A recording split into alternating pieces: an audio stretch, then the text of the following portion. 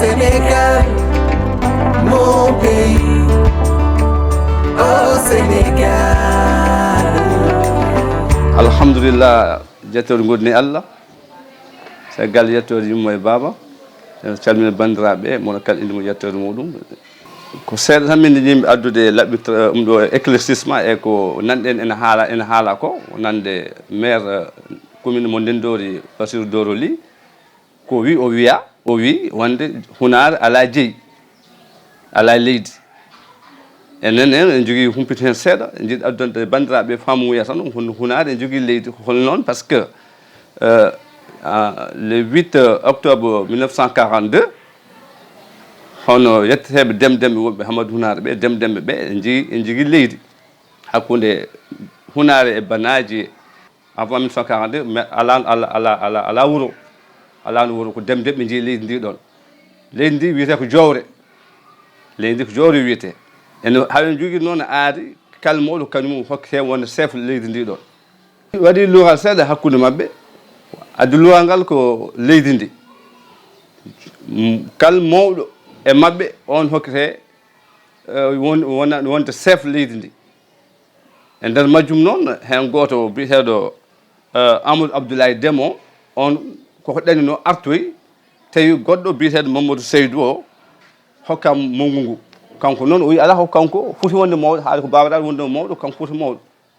ɗum waɗi ɓe mbaddi hen haaɓe jaadi hen tribunal oɗo kayit mo kollami on ɗo o ñaama ko 1942 nden ñaama tribunal mo Matam donc kamɓe demdemɓe so woni haaɓe mbadde e nder leydi ha wiye ko haaɓe jaada hen tribunal tawi ko demdemɓe ene lutti wonde Hounare jeeyde Hounare donc Hounare foti jogade leydi haade koɓe Hounare naɓe kamɓe demdemɓe ko Hounare ɗo kuuɗi so wiyama jeeyaka ɓe Hounare ala leydi firti kamɓe mataw ɓe jeeyaka ɗon kono tant kaɓe lutti hodde ɗon Hounare e jogui leydi par ce que leydi ndi ko kamɓe jeeyi ɗum kamɓe demdemɓe ɓe hono on famu hen jimmi addande bandiraɓe mi andina ko Bassirou Doro Ly ko wi ko en manki rewde lawol no fewi o mataw ala humpito e majjum ɗum waɗi o haali ko e nder leydi Hamadou Hounare ha joni kala ganduɗo Hamadou Hounare jeeri e waalo ko leydi ndi ko Hamadou Hounare naɓe jeeyi hokku on tan yoru seeɗa e bangguele leyɗele ɓe jogui toon ko wayno banggue jeeri haɓe jogui leydi wiyetede Magama Boɗowol Wendu Penda Kadiel Djihe Thiangol Subalɓe Kawtal ɗeɗon leyɗele goɗɗe jeeri ndi ɗum ko Hamadou Hounare ɓe jeeyi ɗum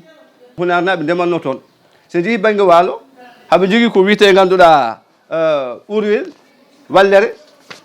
Boni Inde Danuwel ɗeɗe leyɗele fof ko leyɗele Hamadou Hounare naɓe teeti fof ko leyɗele Hamadou so wiyama hande Hamadou Hounare ala leydi firti kanko kallo ha joni manki laaɓede ko haalata ko Hounare ko leydi tan meeɗi jogade ko leydi tan meeɗi jogade donc so haali o wi Hounare ala leydi on foti ruttitade caggal o ƴeewa kanko holno ɓe kodiri ɗon holno ɓe gardi ɗon e Ndendori nde ɓe koɗata Ndendori hakkude banaji e Hamadou Hounare hunde alano ɗon koɓe ɓittaɓe ɓe mbaɗa ɗon yooɓe koɗ ɗon donc yo rutto ƴewto ko haalata ko Hounare ne jogui leydi en tant que responsable so woni ka responsable aɗa waɗa jargogal mawgal yimɓe ene jottorma yimɓe ene kormima y a certaines choses y a certains konnguli a fotani ɗum haalde par ce que sa haali hen gaddata ko fitina surtout ko fate leydi ganduɗa ko jeeyi neɗɗo hay goto jaɓata jeemum heɓte walla jeemum wiye hunde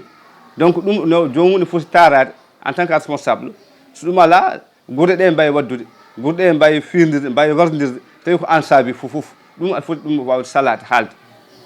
e yiyande meɗen ɗum mataw ko jumri tan hefti o haali walla so ɗum ala so duttima caggal seeɗa hanki ko communauté rural wonno banggue Sinthiou Bamɓe nde yeehi ha Hounare e Sinthiou Bamɓe mbaɗa commune c'était en 2009 on kay nanɗo nde yeehi ha waɗa commune de Hounare e Sinthiou Bamɓe mbaɗa communauté rural o arti Ndendori heddi noon jeeyi Hounare yante hankkadi nde communauté rural nde ene gasa kanko ɗum o yakori o wi hande Hounare ala leydi kono yo fam ha so woni communauté rural o leydi Hamadou Hounare tiimi koye communauté rural makko firtani tan Hounare naɓe leydi mumen majji leydi mumen iwi ha to ka heeƴi ko kanko fewnata jeeyi o nan ɗon firtata ko woto yejjiɗ ɗum ɗon ko ɗum mataw o saabi wiide Hounare ala jeeyi walla hunar ala leydi donc yo tu caggal seeɗa o ƴewto ko haalata ko woto rendinde gure ɗe te ko kanko saabi ɗum ɗon ko président de la république waɗi prolongé mandat ji maɓɓe mandat ji gasi ko ɓooyi kono noon sen jii ko woni aduna he ko ñaw oɗo garɗo sen jii ɗum aussi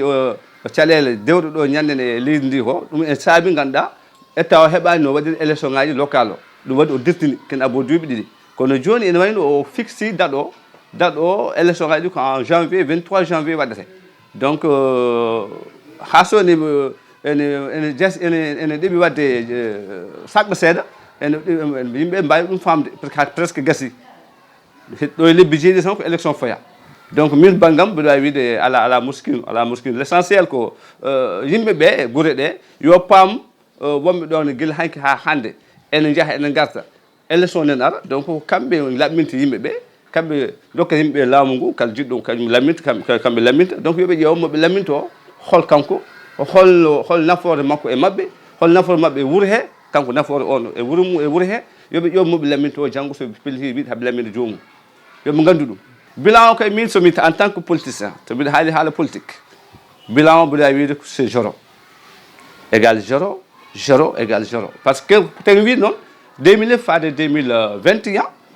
hande gonɗo ɗon nde duuɓi sappo walla sappo eko fawi ko kanko maire gonɗo toon hannde o ko waɗi toon ko heewani ala ko waɗi toon ni presque par ce que hande hay lampaji ngala hay lampaji ɓurɓe fof keeɓi lampaji hayde commune Hammadou Hounare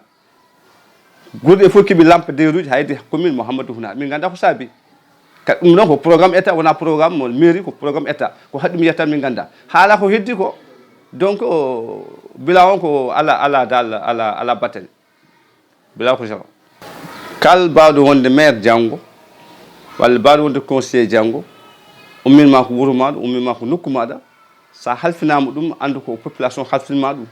sa halfinama ɗum andu ko yimɓeɓe kalfinma ɗum aɗa foti ruttatade e yimɓeɓe bannaɓe koɓe mbawi yittude koye mabɓe